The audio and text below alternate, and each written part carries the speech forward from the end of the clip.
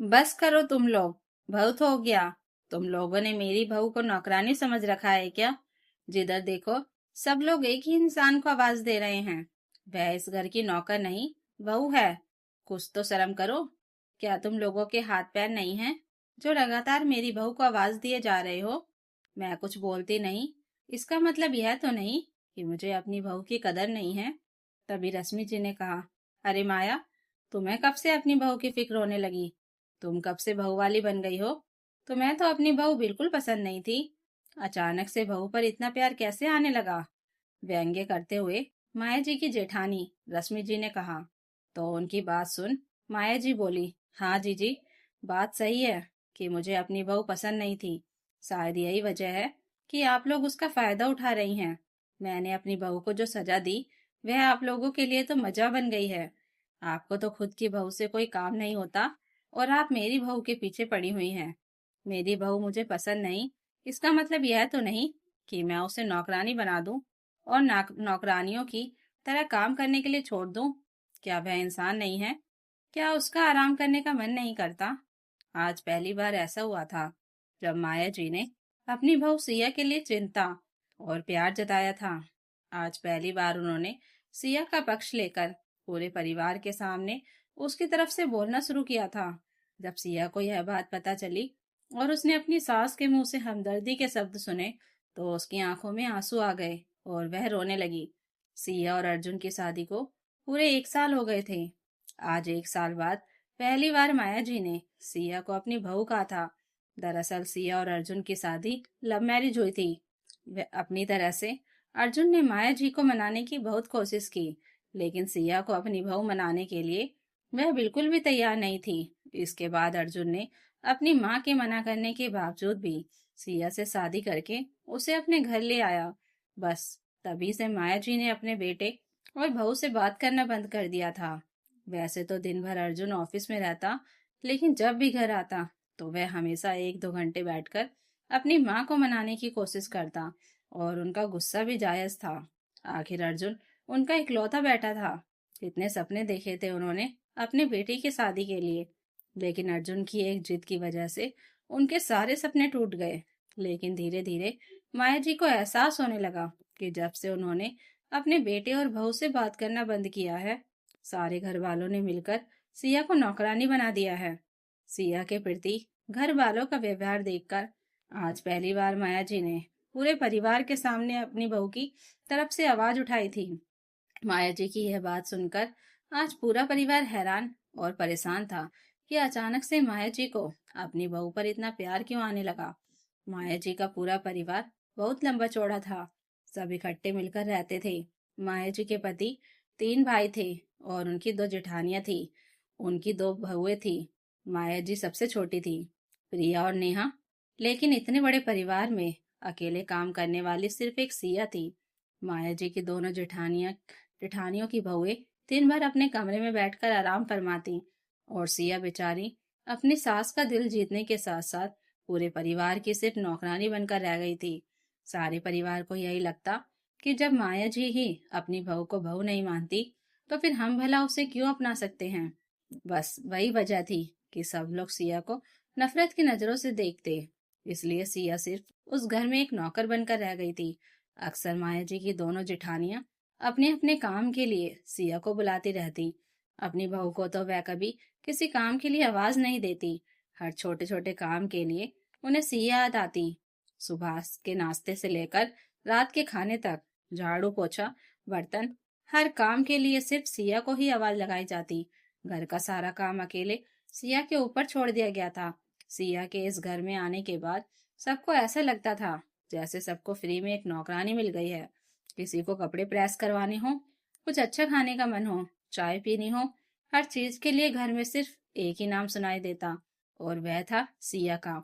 हर छोटी छोटी चीज के लिए सिया को आवाज लगाई जाती। यहाँ तक कि रात को सोते समय भी माया जी की दोनों जेठानियां सिया से ही अपने पांव दबाती। खुद की बहू से तो वह कोई काम नहीं कहती। ऐसा लगता जैसे बहू होने का सारा फर्ज सिर्फ सिया ही को ही अदा करना है। माया जी लगातार सबकी हरकतें अच्छे से देखती जा रही थी कि किस तरह से सुबह से लेकर शाम तक सब लोग सिया को ही जी हजूरी में लगाए रखते हैं। एक दिन सिया की तबीयत बहुत ज्यादा खराब हो गई। उसे बहुत तेज बुखार था। उस दिन सबको चाय उनके कमरे में नहीं मिली, तो माया जी की दोनों जेठानियां सिया को खोजते हुए उसके कमरे में पहुंची। उन्होंने देखा कि सिया बुखार से तप रही थी। अर्जुन भी घर पर नहीं था। ऑफिस के काम से कुछ दिनों के लिए बाहर गया हुआ था।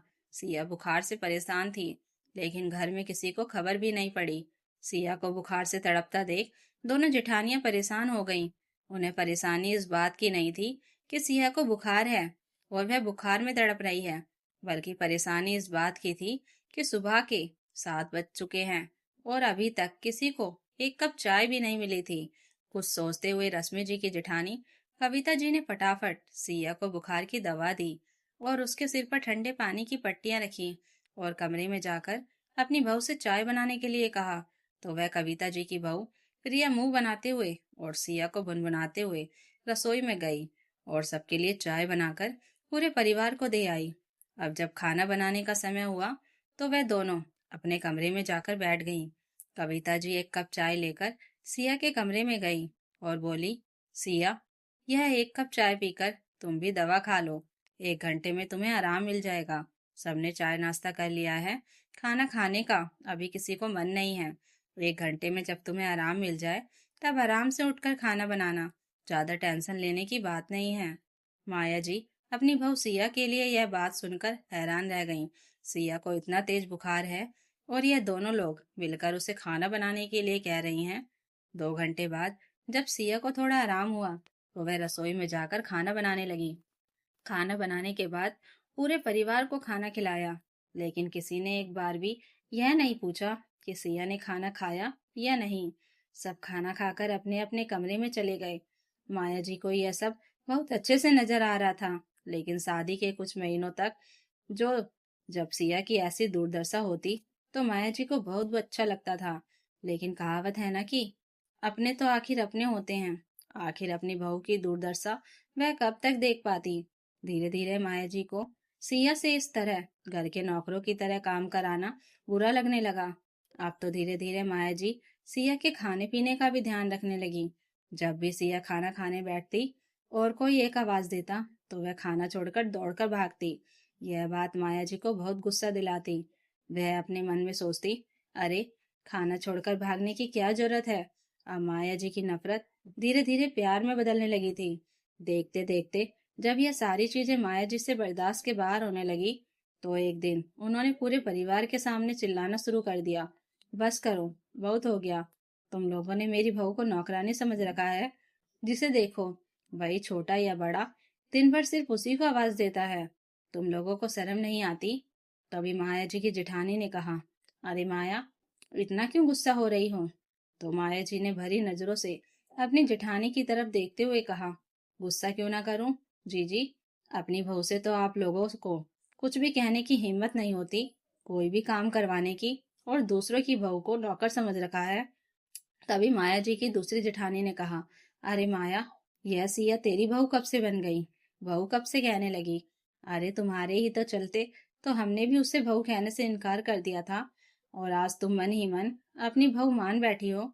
अपनी जेठानी की यह बात सुनते ही माया जी की आंखों के कोरे भीग गए और वह कहने लगी, जी, इसी बात का तो आप लोगों ने फायदा उठाया कि मैं सिया को अपनी बहू नहीं मानती, इसलिए तो पूरे घर में उसे नौकर बना रखा है।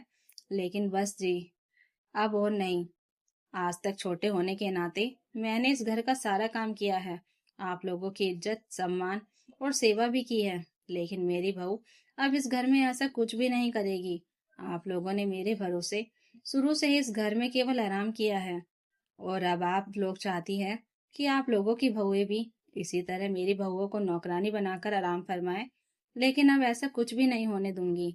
यह कहते हुए माया जी ने सिया का हाथ पकड़ा और उसे कमरे में ले जाकर बिठा दिया। और शाम को जैसे ही अर्जुन घर आया तो माया जी ने कहा, अर्जुन, तुम अपना ट्रांसफर कहीं और करा लो। यह सुनकर अर्जुन आश्चर्यचकित रह गया और हैरानी से बोला, क्यों माँ, आप ऐसा क्यों कह रही हैं। आप हमें अपने आप से दूर मत करिए। क्या आप अभी भी हमसे नाराज हैं। आखिर यह नाराजगी कब तक रहेगी। तो माया जी ने अर्जुन के गाल पर हाथ रखते हुए कहा, नहीं बेटा, मैं तुमसे नाराज नहीं हूँ। भला एक माँ अपने बेटे से कब तक नाराज रह पाएगी। लेकिन मैं जानती हूँ कि मेरी बहू इस घर में रहकर सिर्फ एक नौकरानी बनकर रह जाएगी। तू इसे लेकर कहीं और चला जा। यह बहुत सीधी है, किसी बात का जवाब नहीं देती, चुपचाप दिन भर सारे काम करती रहती है। जब तू उसे लेकर चला जाएगा तो मैं भी देखती हूँ कि आखिर इस घर में कैसे खाना बनता है। अब तो मैं भी किचन में झांकने वाली नहीं। जब तक मेरी उम्र और समय था मैंने किचन में सारा काम किया, लेकिन अब तो सबकी बहुएं आ गई हैं, तो सिर्फ मेरी बहू ही नौकरानी की तरह काम क्यों करेगी। अपनी माँ के मुंह से सिया और अपने लिए इतने प्यारे भरे शब्द सुनकर अर्जुन ने माया जी को गले से लगा लिया।